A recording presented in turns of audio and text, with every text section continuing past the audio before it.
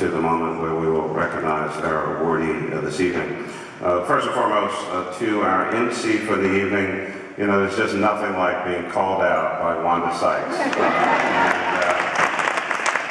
was all right. If I knew it was going to be that popular, I would have done it 5 years ago.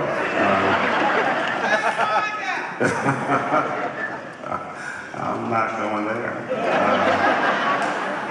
Nina Tenari and the entire Marian Board of Directors, can we please recognize them with a huge round of applause?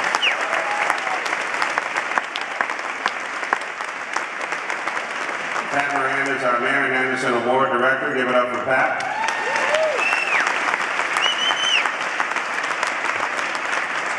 We can't have a great gala or a great event without having a great gala chair. Please give it up for David L. Cohen, Executive Vice President, Comcast Corporation.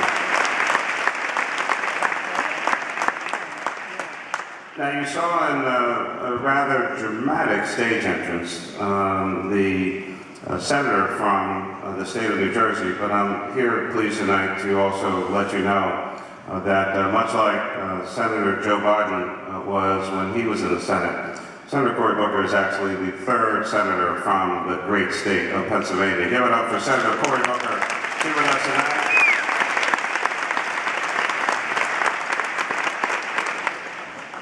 Amtrak was actually a little too slow for him. He actually ran from Washington, D.C. To get to Philadelphia, so that's just one more thing. One more great thing about the senator, but seriously, he was actually voting this evening on some matters, but he's been a tremendous leader for us in the region, and we're greatly appreciative. Give it up one more time, Senator Cory Booker. And speaking of friends, just across the river, we are joined tonight by the great mayor of Camden, New Jersey. Camden Mayor Dana Red is here with us this evening. Please welcome the mayor to Philadelphia. He's already in office, but soon will be taking another office. Ladies and gentlemen, the Lieutenant Governor-elect, Senator Mike Stack, is with us this evening. State Senator Anthony Hardy Williams and State Senator Larry Farnese. Please recognize both of them. Chair of the Philly House delegation in Harrisburg, State Representative Sherelle Parker. Please recognize her. And I know I saw him earlier, State Representative James Roebuck, House Education Chair for Democrats. There's almost a quorum of city council members here tonight. We could probably conduct a little business. Council President Darrell Clark, Councilwoman Janie Blackwell, Councilwoman Marian Tasco, Councilwoman Blondell Reynolds Brown, Councilwoman Cindy Bass, and Councilman Kenyatta Johnson. Please recognize all of them.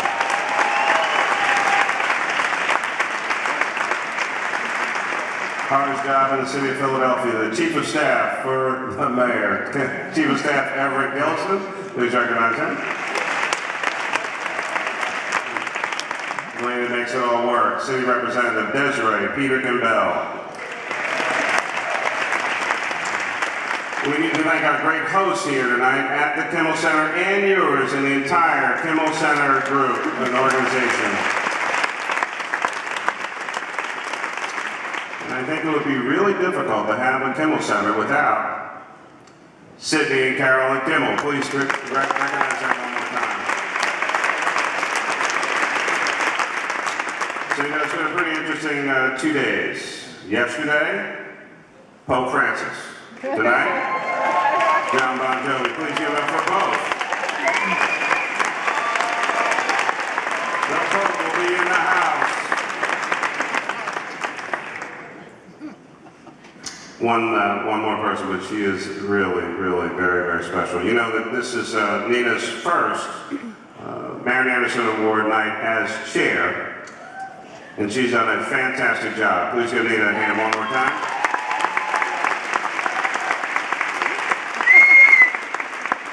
There's at least one other member of the Tenari family, and there are a few of them, but Carol Tenari is a member of the board. We want to thank her and recognize her for her outstanding fundraising efforts for tonight's Marian Anderson Award Gala.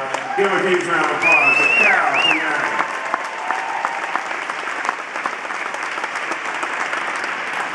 the guy that hangs out with him from time to time. That's Nino, and he takes care of things as well. Nino, we thank you. I get an opportunity to, all right, fine. Give Nino his own personal round of applause. Don't short shrift it. Honored to get a chance to talk about John Bon Jovi. I've gotten to know him a little bit over the years, and his work with Sister Mary is incredible.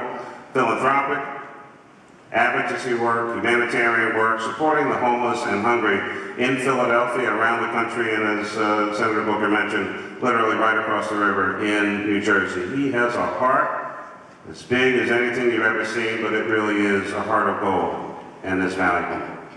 Most people know every lyric to Living on a Prayer, but few know how truly generous, kind, and committed to helping the less fortunate that John Bon Jovi is. You've heard a lot about him tonight, but for over 3 decades, John has entertained us with his music and films, but it's the work he does for others, his efforts to champion positive change in communities that shines brightest. We're particularly moved by his partnership, of course, with Sister Mary and Project Home, a nonprofit dedicated to helping homeless men, women, and families in Philadelphia with housing and other support services. That partnership includes a tremendous mixed-use affordable housing development project for the formerly homeless, youth aging out of foster care, and low-income individuals through his JBJ Soul Foundation with support.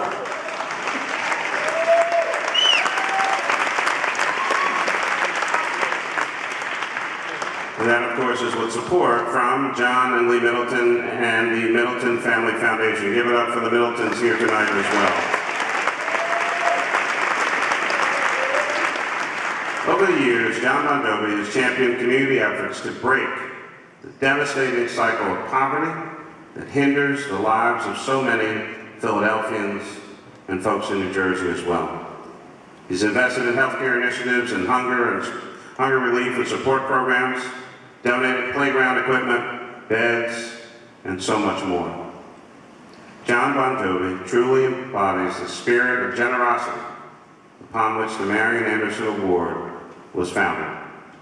In a few minutes, I'll have the opportunity to add his name to the prestigious list of Marian Anderson Award recipients before him. But right now, I ask that you watch the video. You know what I like to tell people? You'll never feel as good as you do when you give back.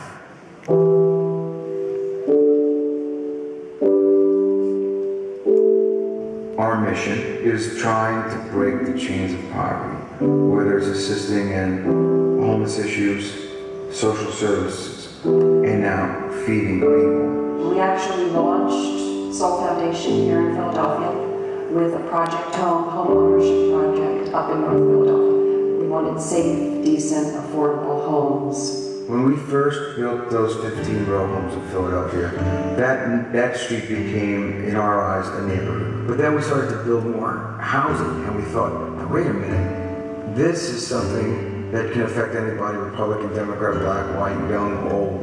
We try to have an effect by funding programs of other organizations such as Project Home, Hope Works, Covenant House.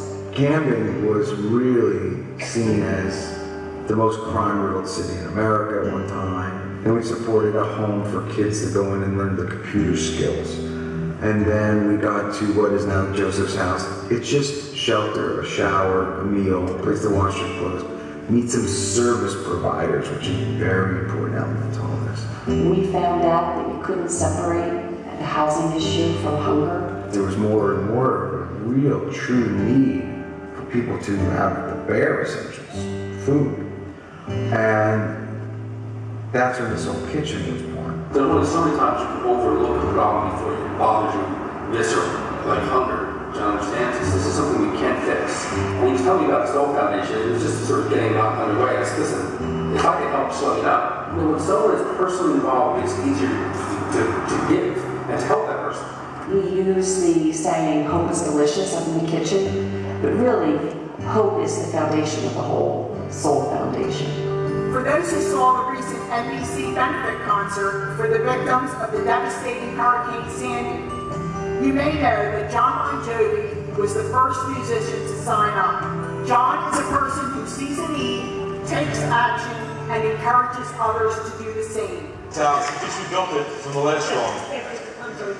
Hurricane Sandy devastated this area. I happened to be in London working, and while I was over there, Hurricane Sandy hit. I came back here, and as we got closer, I thought, oh my God, this is like one of those scenes in a bad movie where they have barricades up because it was truly too dangerous, too devastating. We have our houses and we rebuilt, but now our houses are collapsing. We just can't do it anymore. I wanted to do whatever I could, and I did everything I could, whether it was a telethon or a concert or fundraising. We went down to New Jersey, and a councilman picked us up and he got us in. And as he showed me the devastation, I just shook my head in wonder, and I said, what can I do? You know, and he said, well, everybody's going to do something. He goes, I couldn't even get people to the hospital because the ambulance was wrecked by the ocean. It was just gone. I said, how much is an ambulance? And he told me, just find the ambulance.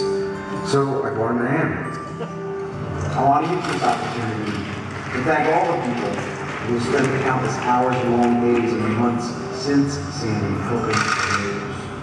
We are taking steps today to rebuild lives.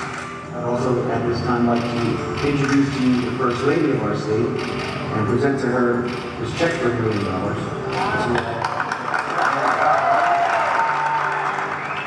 You have to empower people, not entitle people. You have to include them and make them all feel as though everyone is equal at this table. Now we're starting to figure out who we are and what we do that makes us unique.